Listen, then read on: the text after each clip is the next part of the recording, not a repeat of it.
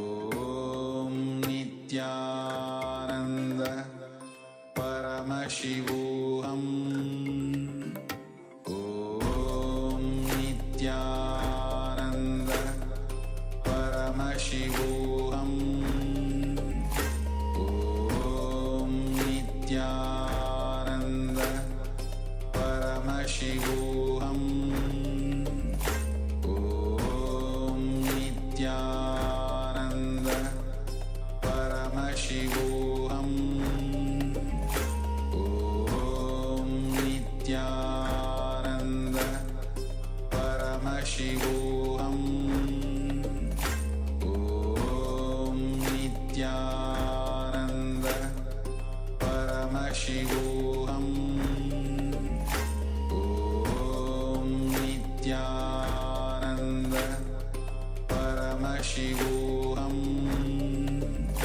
Om Nityananda Paramashivoham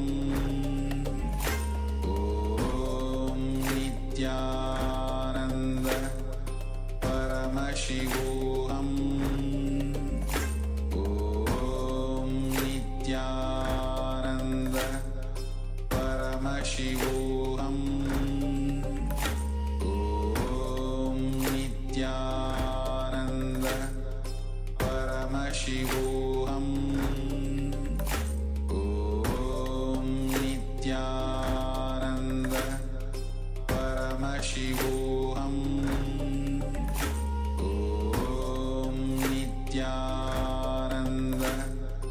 Paramashivoham Om Nityananda Paramashivoham Om Nityananda Paramashivoham Om Nityananda Paramashivoham Om Nityananda Paramashivoham Om Nityananda Paramashivoham Om Nityananda Paramashivoham Om Nityananda Paramashivoham Om Nityananda Paramashivoham Om Nityananda Paramashivoham Om Nityananda. Yes. So hopefully you have started the mandala, and we have also given the link to sign up in the Zoom chat, so you can take a few moments either now or before the darshan starts to just register yourself to receive the initiation today. And if you still have any doubts on what is Shiva Dīkṣā or any of the aspects of Shiva Dīkṣā, how to receive it, whatever, you can let us know in the Zoom chat. And we'll be now entering into our next session and continuing to learn the science of Kalpataru. And all of you have already gone through the different steps of the Kalpataru today, chosen your desires, and then we guided you through the completion process, how to create the space, recreate the space if required. Now we'll be discovering about the Kundalini aspect, as we said.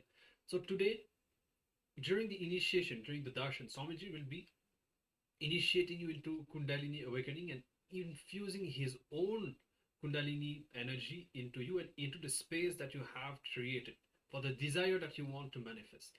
So now we'll be discovering more about this process, about the science, about the connection between Kundalini awakening and manifestation, how to manifest what we want, and specifically in connection with this Kalpataru process. So let's come to this space of listening, and let us now enter into this next session and receive these powerful cognitions directly from Swamiji.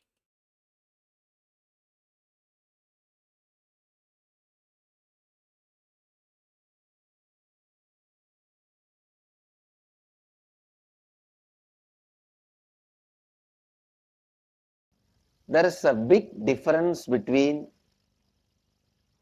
every action you take with the idea of impossibility and with the idea of possibility. Understand? For example, from Haridwar you are traveling to Delhi. You are going by walk. Every step you take, you put with the idea you are never going to reach Delhi, with all kinds of doubts. Who knows whether this is the right road? Who knows whether the weather will be helping us? Who knows, I will not get into some accident and die. With all kinds of doubts. The more and more number of steps you put, more and more you will be tired, sick, depressed. If you walk in the same road with the idea of possibility, more and more you will be excited. When you see every name board, wow, we are coming closer to Delhi, closer to Delhi. And the ideas, what you are going to achieve, enjoy, have in Delhi.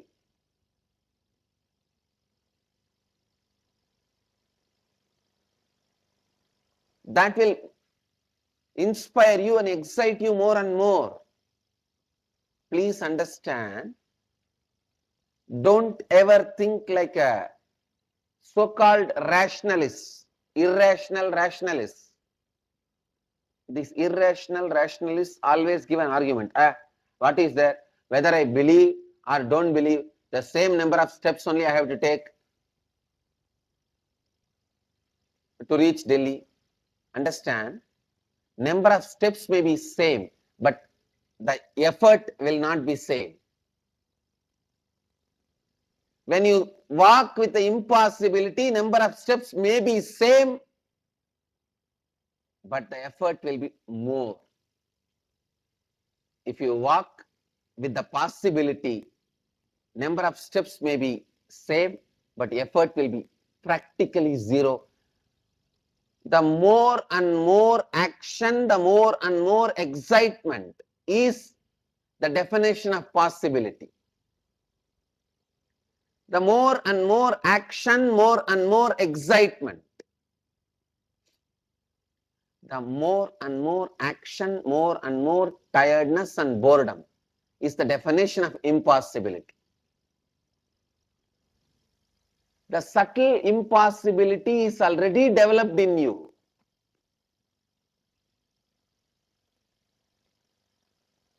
I tell you, beauty in the action is possibility.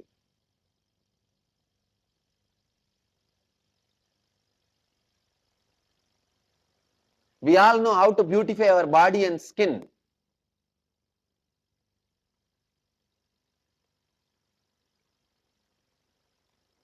We need to know how to beautify our actions.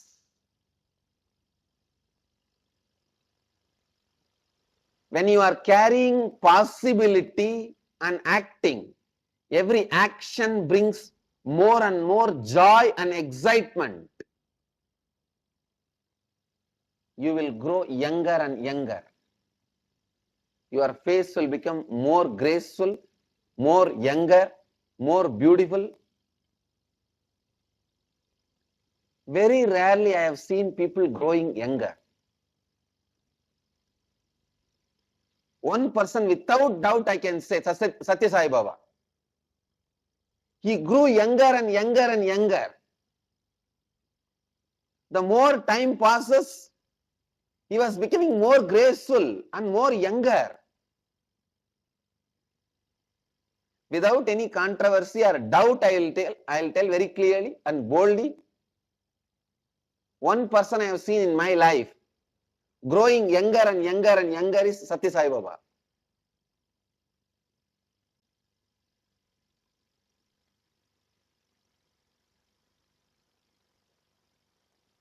I have seen Yogi Ram Kumar also. Not only the face and the being, even the lifestyle, everything. Bhagavan Ram Kumar, the more the number of years, he became more like a child. He was growing younger. I tell you, the same Haridwar to Delhi, if you walk with the idea of impossibility, SDHD, you will not even cross Roorkee. Before that itself, in some Ganga canal, you may fall and die. With SDHD, you will not even cross Roorkee.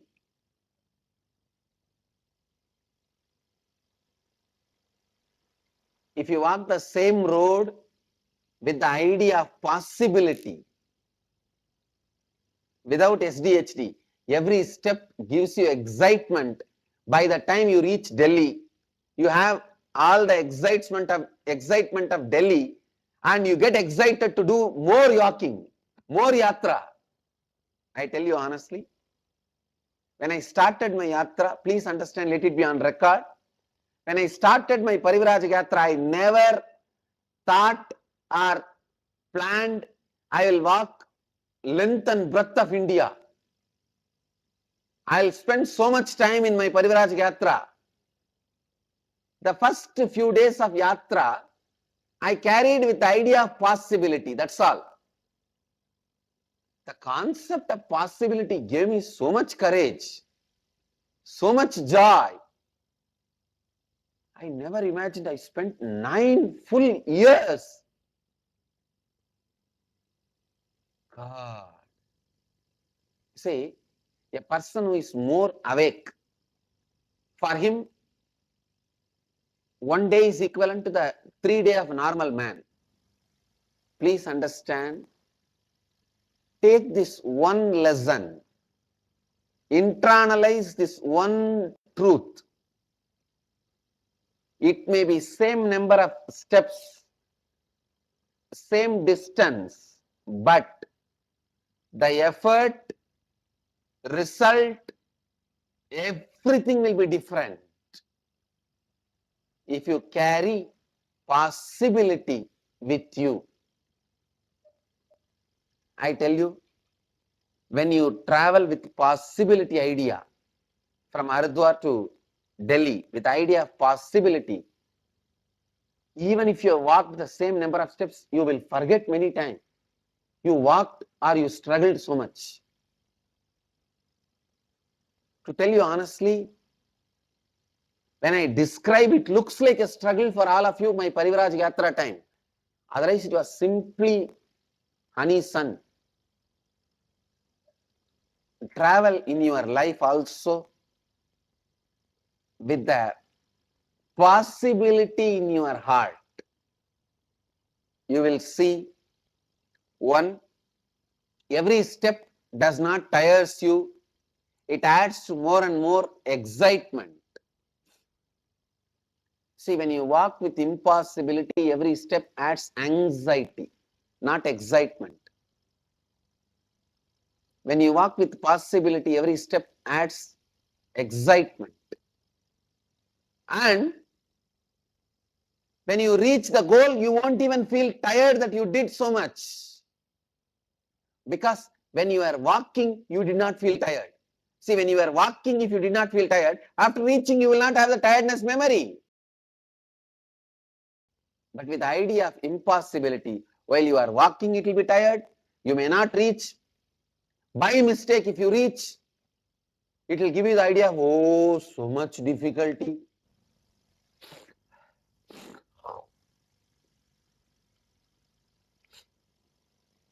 Everyday Kalpataru only excites me, doesn't tires me.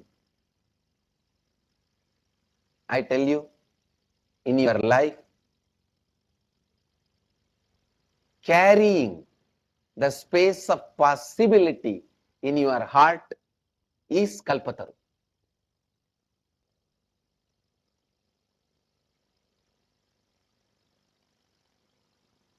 So meditate on this one truth. Carrying the space of possibility in your heart is Kalpataru.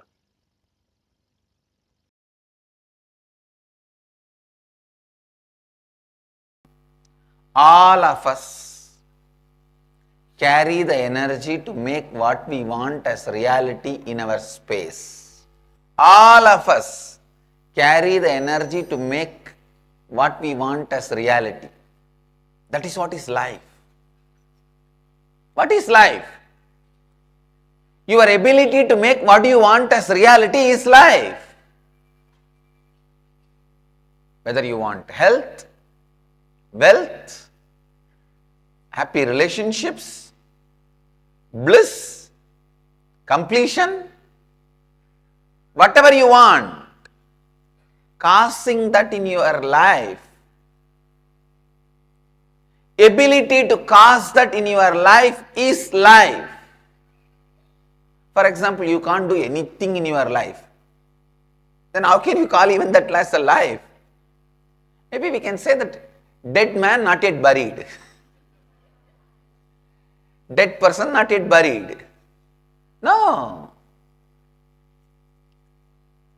The ability to cause exists in everyone.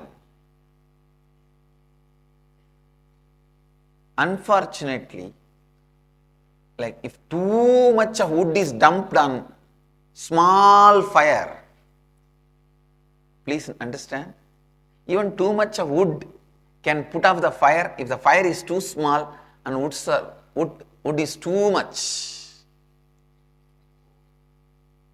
Same way, too much of impossibility is dumped on possibility fire.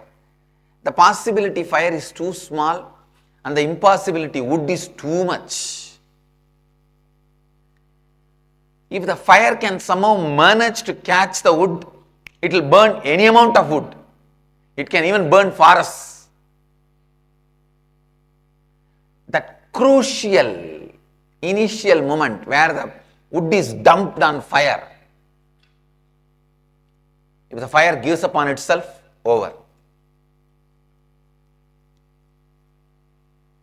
Somehow there is a blower or a little wind, the fire is supported, encouraged, enriched, initiated, and it catches the wood, then any amount of wood,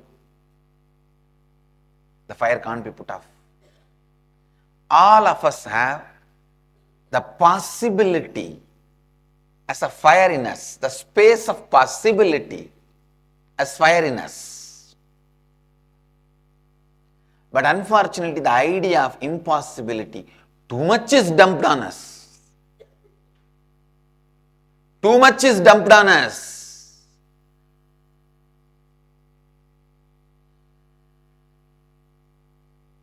When too much of idea of impossibility is dumped on ourselves, by ourselves, nobody else dumps on us. Only we dump it on ourselves. Yesterday, as I said, your suffering is not your suffering. Your suffering is your suffering because you are suffering.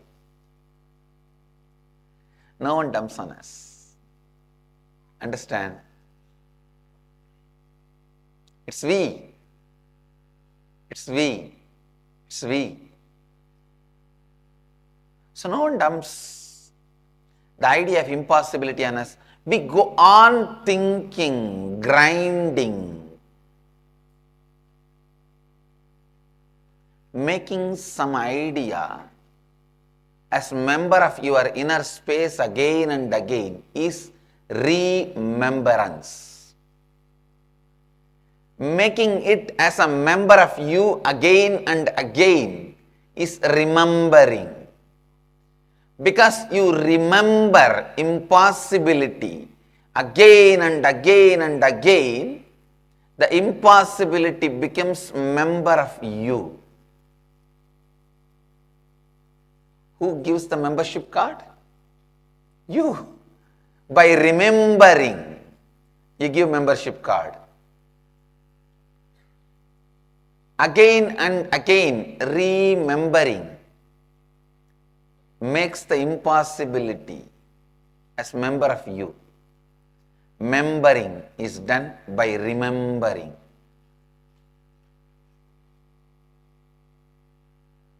The idea of impossibility, the concept of impossibility, the more and more it is remembered, it is remembered as part of you. remembering the wrong ideas is giving upon you. Please understand. We think whenever we give upon ourselves, we don't do anything, we just rest. No. When you give upon you, you work a lot in the wrong direction. When you give upon you, you strengthen your negative faiths. You strengthen your negative patterns. You will be remembering either your possibility or impossibility. You can't keep quiet. Keeping quiet is not possible. Keeping quiet is not possible even after death. Forget about while you are alive. Even after death, you go on remembering either your hell or heaven.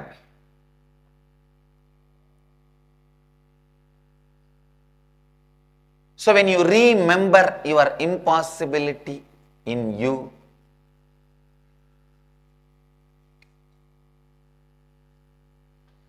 the impossibility gets strengthened. Understand this word. Beautiful word. Remembering.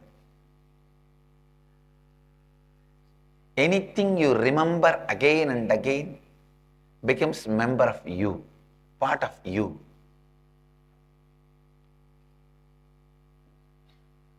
If you remember about integrity again and again, that becomes part of you.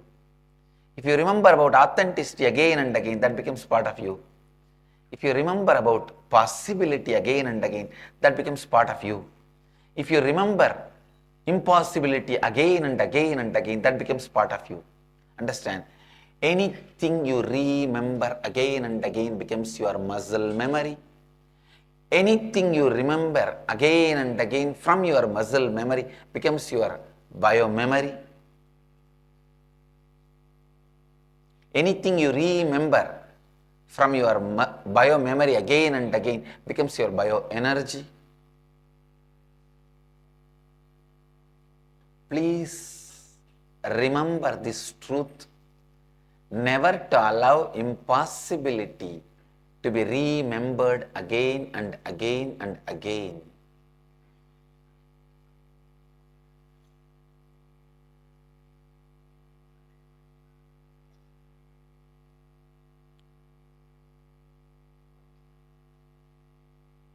If the impossibility comes inside you as in the form of remembering, eject it out again and again. Re-eject it out, reject it out, reject it out.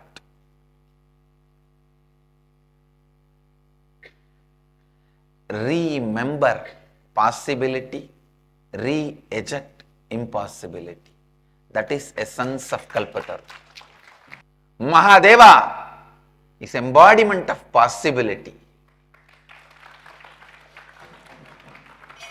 Eternal embodiment of possibility.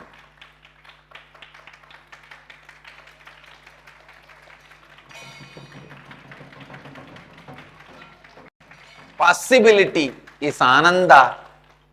Eternal possibility is Nitya Ananda.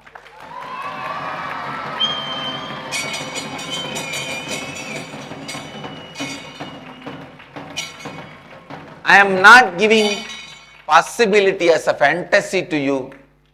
I am giving possibility as a factuality to you.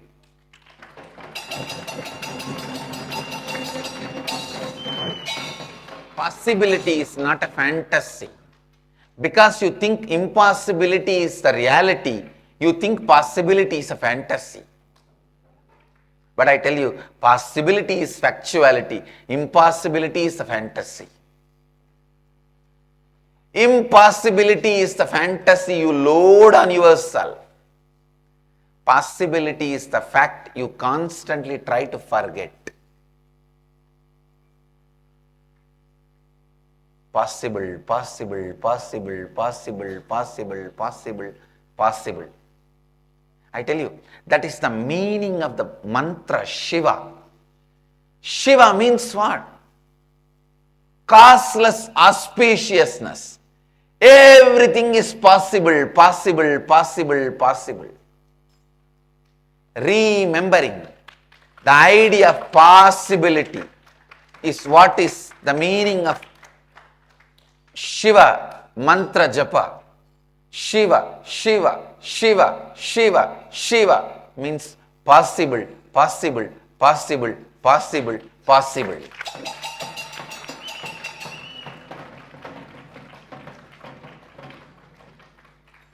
Shiva, Shiva, Shiva, Shiva, Shiva, Shiva, Shiva, Shiva, Shiva. Possible, possible, possible. Vasi, Vasi, Vasi, Vasi, Vasi means you attract the possibility constantly towards you. Shiva becomes Vashi. Vashi means attracting. Attracting possibility towards you. Shiva, Shiva, Shiva, Shiva, Shiva, Shiva, Shiva, Shiva. Shiva means possibility. The biggest impossibility you believe in you is getting rid of your past personality, your old personality. That's the biggest impossibility you believe. You think that only is most difficult. Getting rid of the old, reinventing yourself as new. That only you think most impossible, most difficult. Shiva is embodiment of getting rid of old and possibility of new. The power of rejuvenation. He can get you rid of anything. He can get you rid of your karmas, negative patterns, body, mind, disease.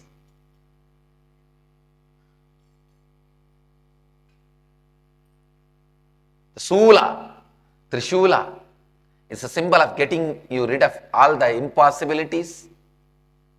Damaru is a symbol of remembering, reinforcing all the possibilities. Damaru is creation. Damaru is the sound, symbol of creation. Trishul is the weapon of rejuvenation. That's why the Damaru and Trishul are always together worshipped.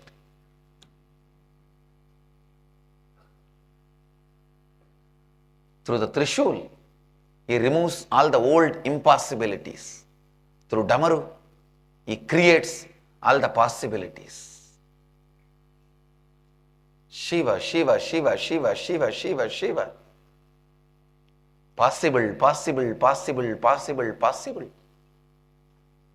Possible, possible, possible, possible, possible. The ability to build the possibility inside you is tapas. Not allowing impossibility in you, re-ejecting impossibility is renunciation. Building the biomemory of possibility is tapas. And initiating you into the level of your biomemory with the energy of possibility is Kalpataru.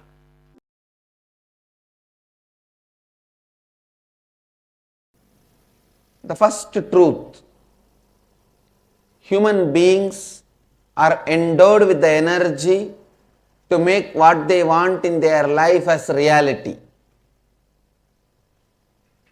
Human beings are not sent as a beggar or poor to planet Earth. God is not a sadist. He doesn't say, hey, go with empty hand and every time you need a penny, you beg me. You beg, then I will decide whether to give you or not. No. He is neither a sadist nor a miser father. He is a beautiful, graceful, amazing, showering, cosmic, causeless, auspicious energy. Asudosha Satchitananda, Shiva. So understand, You are endowed with enough of Kundalini energy. The inner potential, raw energy to make what you want as reality. That's the first truth. Second, because of your constant self-doubting, self-hatred and self-denial, you forgot your life is nothing but possibilities. You started thinking your life is nothing but impossibilities. You are alive because breathing is possible. You are alive because digestion is possible. You are alive because many things are possible. Understand?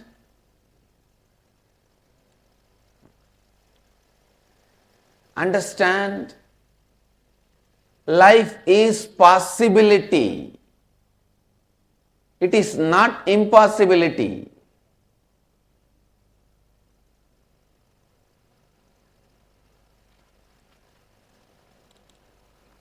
The wrong belief, life is impossibility, is put inside you by the society, unconscious society.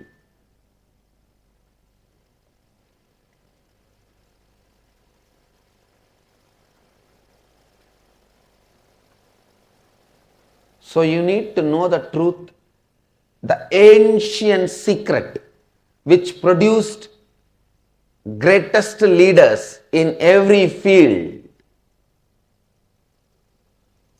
Please understand the most ancient secret, secret of the secret of the secret, which produced greatest leaders of every field. Still kept as a secret, transferred only from guru to disciple in the world's oldest ancient civilization, the spiritual tradition. I am sharing that with the world. Listen. Science of awakening the inner potential bioenergy, Kundalini Shakti, and directing it to create what you want as reality. This science was available with this ancient Vedic civilization. It was transmitted from guru to disciple, guru to disciple, guru to disciple. It's called Karna Parampara, means just by listening, never by writing. Just by listening, this science was transmitted. It was never printed. This only Krishna calls as Raja Vidya Raja Guhyam, the royal knowledge, royal secret.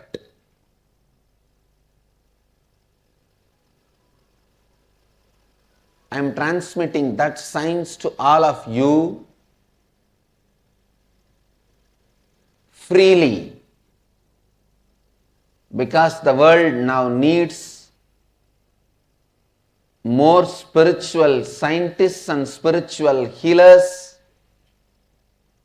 We already have enough of economists, business management people, lawyers more than the rats, doctors more than the cats, army people more than any number. We have too many people. Lawyers, doctors, engineers, army, media, Too many. World immediately needs spiritual healers, spiritual activists, spiritual scientists, scientists with a saintly basis. A scientist we need urgently. That is why I have decided to share this knowledge with the whole world. So listen.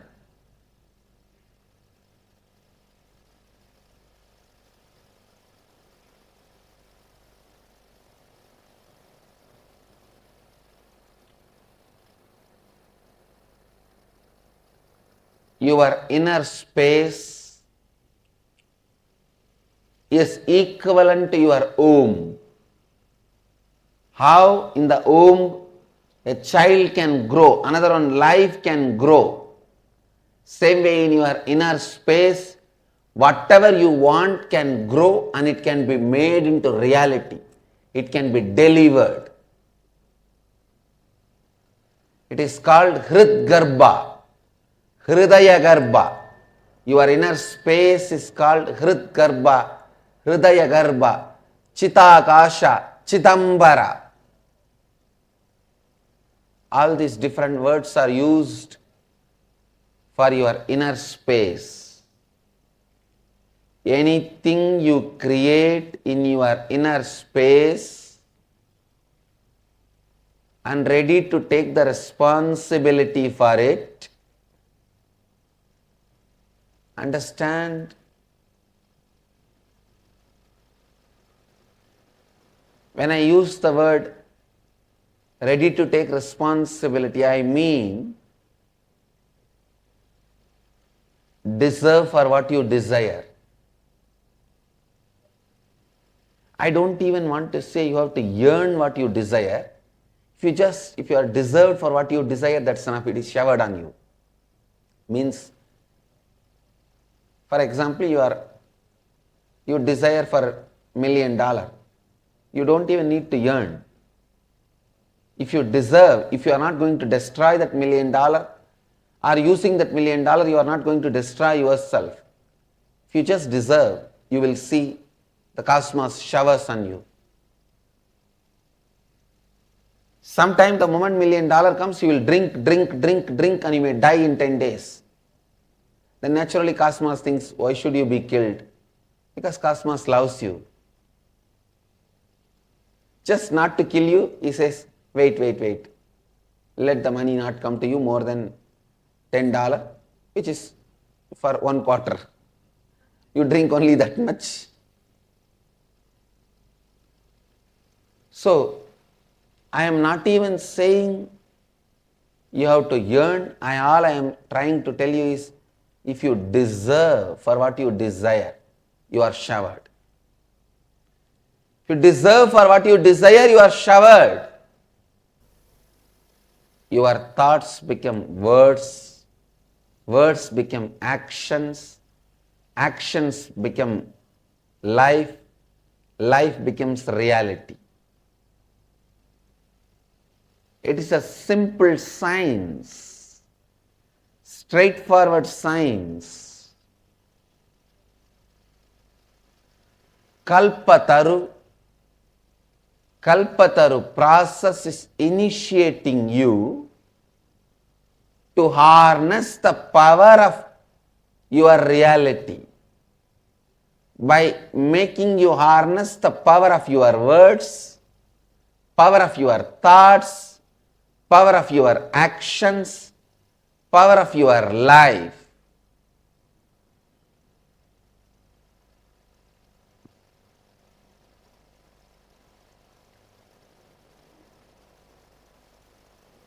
People who want to enslave you,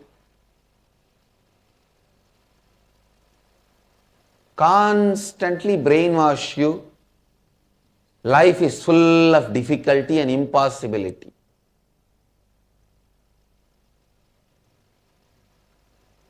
Why do you think all over the world In all Bollywood, Tollywood, Gollywood, Hollywood, in any wood, sandalwood,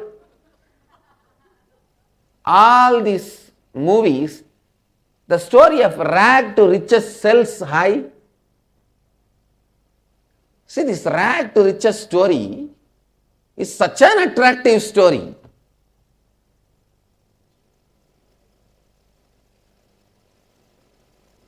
Everybody just celebrates that person as a hero if he is from rag to riches. Means penniless to billionaire.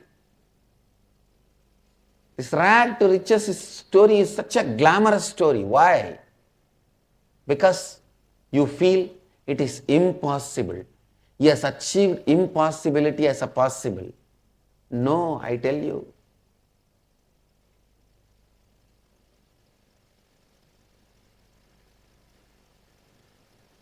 Nothing is impossible. If you are stuck with the idea of impossible, even brushing your teeth is impossible.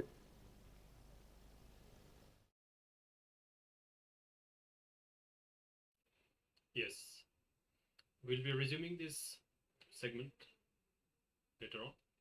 Remember, everything is possible. And basically, we manifest always what we believe, not just what we desire. So we have to dig within and find out whether do we really hold a space of possibility, or do we deeply believe that we cannot achieve what we desire. Now we come back to the cut pattern process that we started earlier, and we'll now be entering into a meditation, because we are soon going to be transitioning and getting ready to receive Swamiji's darshan.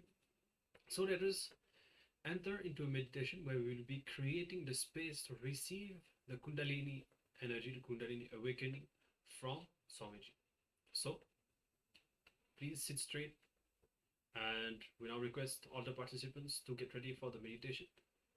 Please sit straight with your head, neck and spine in a straight line, and remember the desire that you have written earlier today, the one that you have chosen to manifest. And now you're going to once again create the space for what you want to manifest, which is you're going to visualize that this desire has already manifested in your reality right now, and declare that it is already a reality. You can sit with your head, neck and spine in a straight line. Please close your eyes for a few moments and create that space consciously with you.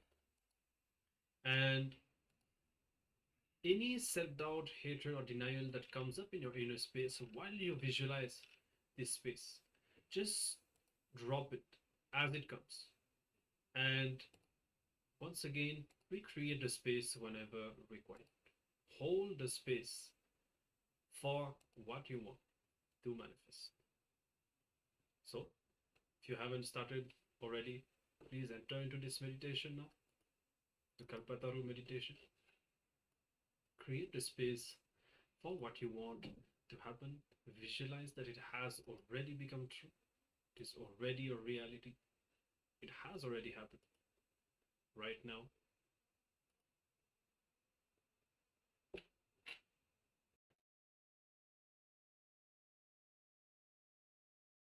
Power on the mandala. We will now be projecting the mandala for all of you. And we request all the participants here, every one of you, to take a few minutes. You're going to be standing facing, you should be facing the eastern direction, and you will keep the mandala just in front of you and make sure it is kept flat. And please drop a flower. See, you can bring any flower and you should drop the flower on the mandala. You can put it on your laptop screen, mobile screen or iPad screen. The bigger, the better. You'll know which color exactly it is falling on. If it's phone, it might be too small. So project it on that, keep it flat and drop the mandala on the flower. So once you drop the flower on the mandala, and once you drop the flower, in whichever color the flower falls on, that will become your spiritual name. So you can keep the mandala and then you can go ahead and drop the flower on the mandala. And then once you drop whichever color the flower falls on, you can mark your name based on that. And as we had projected the name chart, you can take the names from that. I request all of you to please prepare, keep your mandalas ready. Sorry, keep the flowers ready. We will now be projecting the mandalas. I request all the participants to please take a few minutes. Any flower is okay. You can bring any flower, that's fine. Now, once you're all ready, we'll be projecting the mandala for all of you. This is part of the Shiva Dīkṣā.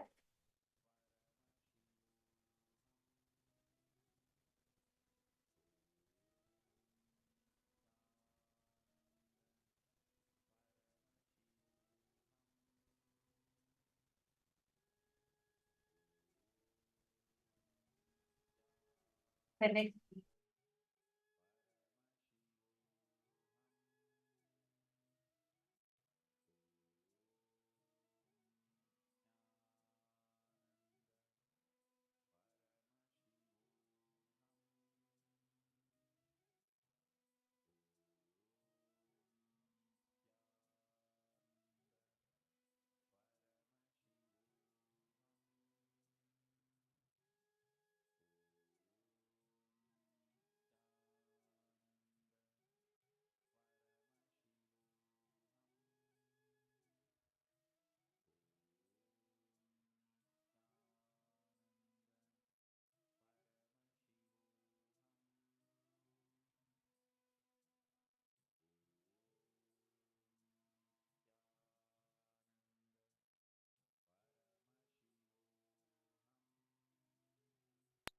Take a moment. Please keep the Shivalinga in such a manner where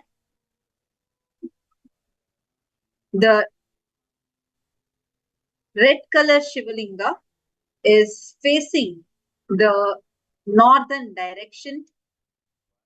Make sure the red color Shivalinga is facing the north, and you should be standing in the side of the white color Shivalinga. The white color Shivalinga should be the side where you are standing, and the red color Shivalinga should be on your left hand side, and the black color Shivalinga should be on your right hand side. Please stand in this position. I request all the participants, whoever is receiving Shiva Dīkṣā for the first time,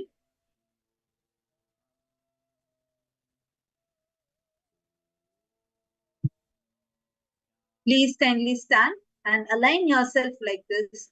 Stand right behind the white color Shivalinga, such that towards your right hand side, the black color Shivalinga should be there.